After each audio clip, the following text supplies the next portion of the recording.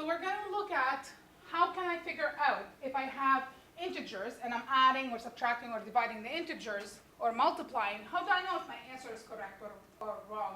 How do I know that I've entered it correctly in the calculator? So these are things that kind of should be, when you look at the answer, does the answer make sense, right? Should my answer be positive? Should my answer be negative, right? So this is what you need to look at. So first, let's define the word integer. So do you guys know what the word integer means?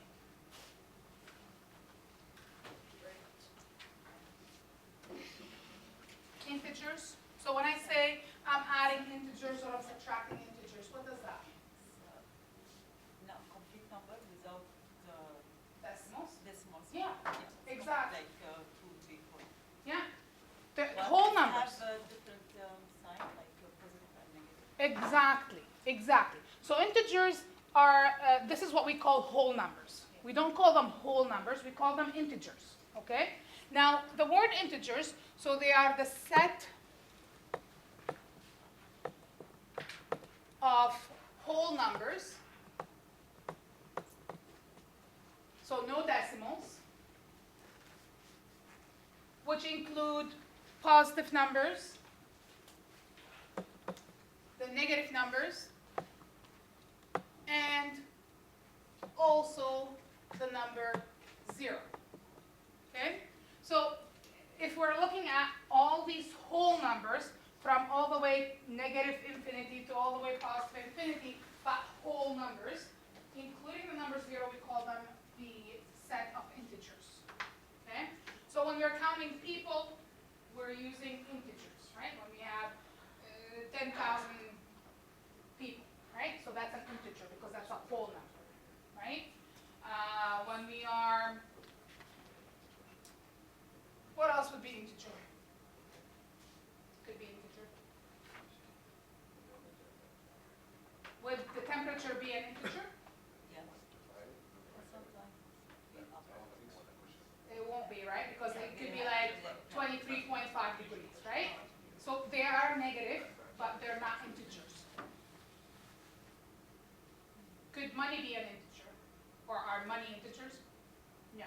They're to 2 decimal place, right? So you have the quarter, you have the 35. So the money is not an integer, okay?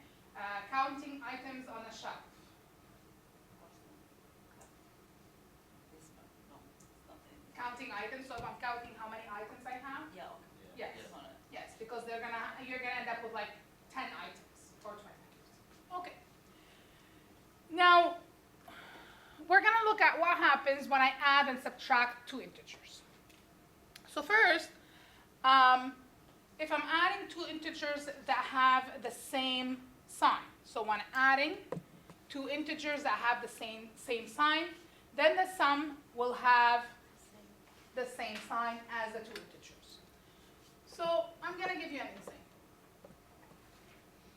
So let's say if I have 10 plus 7, right? So 10 is a positive integer, 7 is a positive integer, I'm adding them. What am I going to end up with?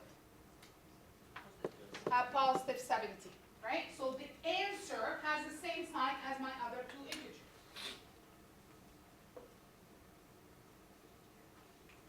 How about if I have negative 5 plus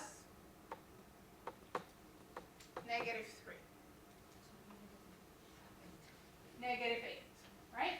2 negative integers, I am adding them, right? So think about if you are in a building and you are 5 levels underground in the garage, 5 levels underground, and you are going 3 more levels underground. Okay? So you're deeper underground, and then you're going to end up with a negative 8. Remember, we are adding these 2 integers. If the signs are different, then the sum will have the sign of the bigger number.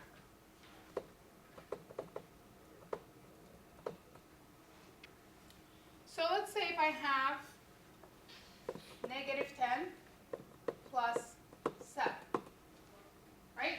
Look at these 2 integers. One is a negative integer, the other one is a positive integer, right? Which one is a bigger number? Yeah. 7. It will be -3, that's right. Because if you look at it, yes, you are right, -10 is a smaller number than 7, but we're looking just at the number, not at the sign of it, okay? So, we're looking at, is 10 greater than 7? 10 is a bigger number than 7, right? Okay.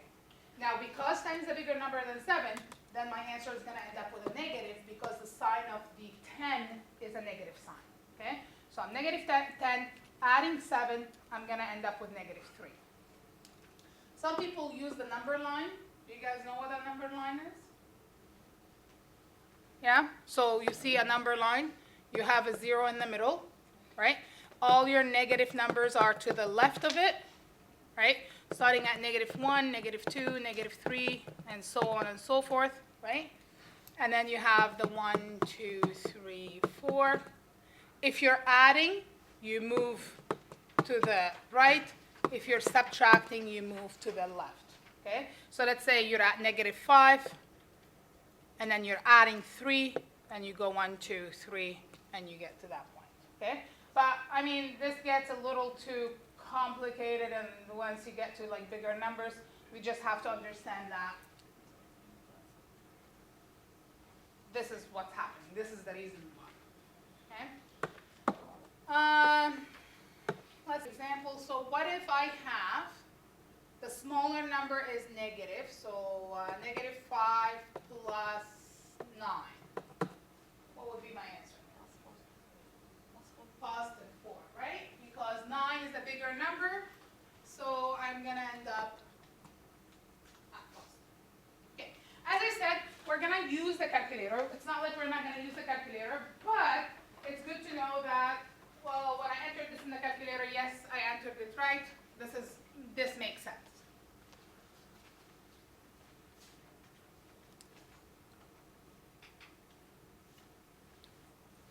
I'm not a big fan of this concept when subtracting two integers add the opposite, just because you're making it more complicated.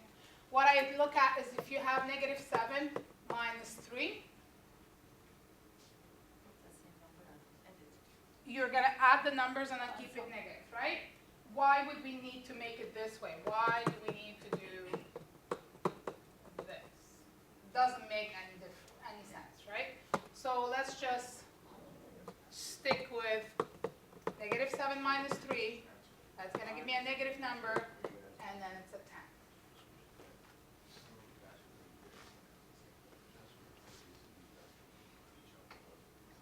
Now with multiplying and dividing integer, it's a little bit different. Okay? So if the two integers have, let's start with the same sign. Have the same sign. So if I have -5 times -2, it's going to be a positive.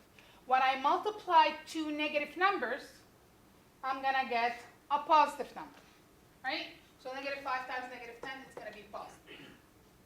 So if they have the same sign, how about if I have 7 times 3?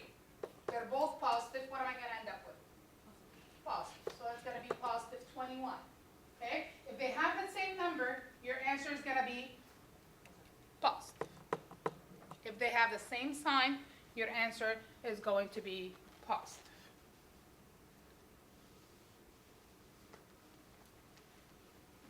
If the two integers have different signs,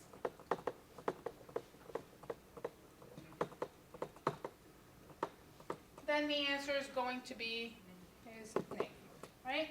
So let's say if I have -10 divided by 2, right? That applies for both multiplication and division, right? -10 divided by 2, that gives me -5, okay?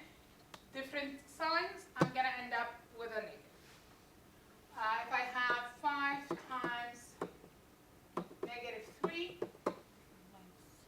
-50. Okay? If I'm multiplying or I'm dividing, same idea. Let me just go back here. If I have this, what are you gonna end up with? Plus one. Yeah? Positive one. Positive 1. We agree on that? Negative divided by a negative is positive, and something divided by itself is 1. So that's going to be 1. All right? Any questions on adding, subtracting, multiplying, dividing, integers? Okay? So the multiplication here, so negative times negative is positive, positive times negative is negative. It is here on this screen sheet if you ever get stuck, but I mean, again, with your calculator, you should be fine. It's just you need to know for sure that yes, my answer makes sense.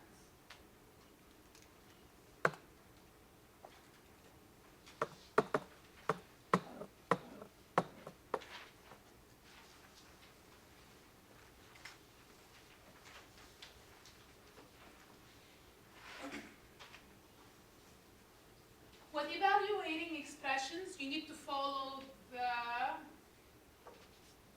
Something rule? what rule?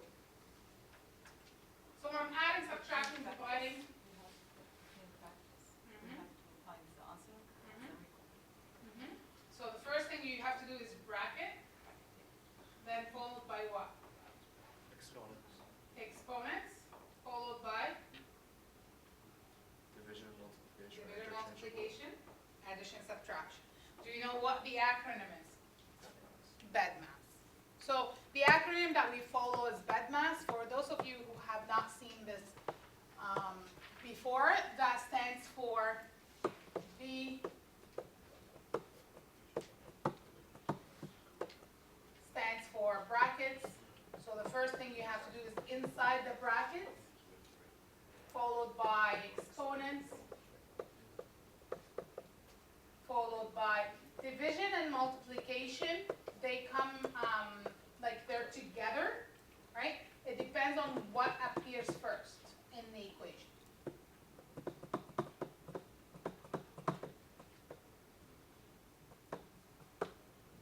So I say in order they appear in.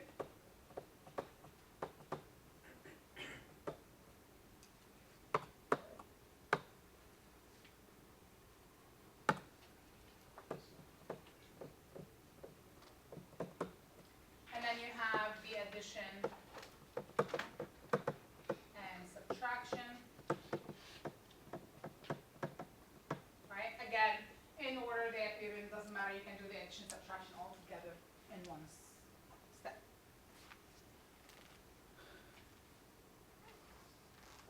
Actually, you know what? That BEDMAS should go right here, sorry. And this is called order of operation.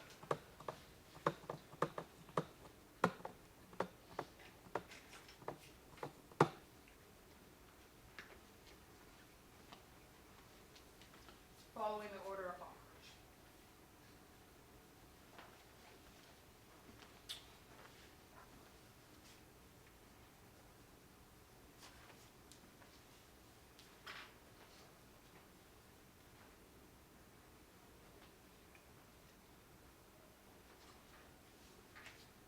So if I'm looking at the first example, I have bracket -7 plus 2 close bracket times 4. So following the order of operation, if I want to evaluate this, what would be my first step? Inside the brackets, right? So I have to do whatever is inside the bracket. So -7 plus 2 gives me -5 times 4. The equal sign should always be at the beginning of your new sentence. It's like a capital in an English sentence, okay? So we always put the equal sign at the beginning of the sentence. Okay, so I did my brackets first. Then the only operation I have right now is a multiplication between -5 and 4, which is going to give me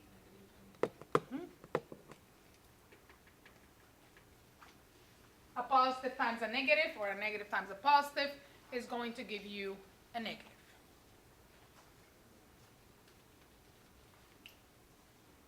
The next example, has a multiple of operations, right, that are in one single line. So I'm just gonna scratch that equal, put it at the beginning. Where do you want to start for that? What is it? Exponent. The exponent, right? I don't have any brackets, so I skip the brackets, right? So I go right away to the exponent. So the first thing I have to evaluate is 2 squared. So 3 plus 16 divided by whatever 2 squared is, 4 times 5, take away 4.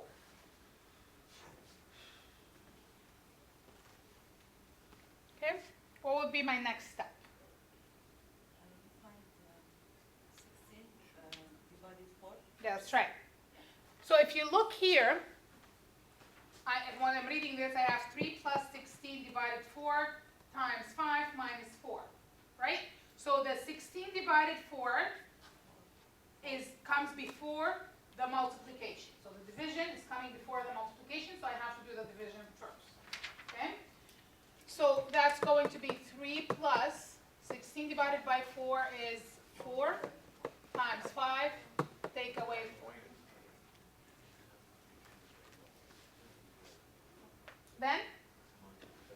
Then do the multiplication. So 3 plus 20, take away 4. And what will be your answer? Now you can do it all together, right?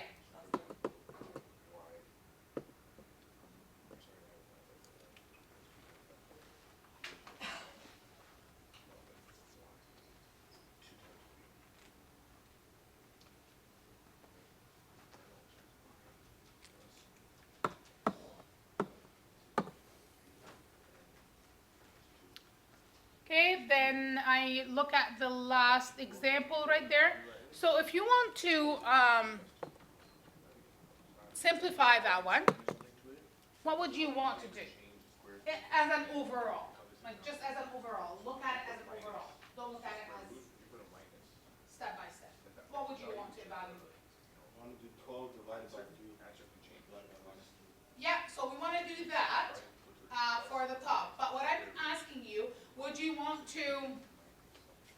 to simplify the top, simplify the bottom, then do your division? Or yes?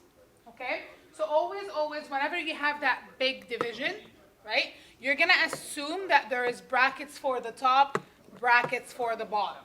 Okay? Where you have to simplify that numerator, simplify the denominator, then do your final step. So looking at my numerator, you said that we have to do the division, right? So I leave the 24 plus, what's negative 12 divided by negative 3? 4. That's a positive 4. How about for the denominator? What do I need to simplify first? Inside the brackets. So that's going to be negative 4 plus 12. It's a positive 8. Okay, the 4 and the 12 is bigger, so the 12 is going to have, the answer is going to have a positive answer. Then what do I have to do? Simplify each, right? So 24 plus 4, 28, and then 8 divided by negative 2. And your final answer is going to be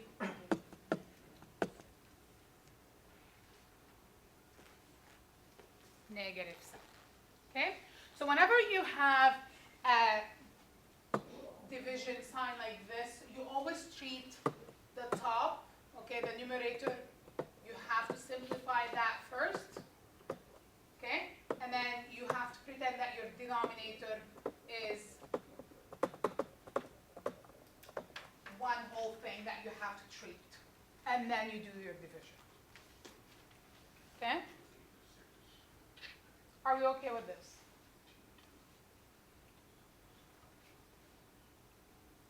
All right. So I'm gonna let you guys work on the next worksheet, and then maybe around 9:45 we will do the next lesson. Okay? If you have any questions, you can come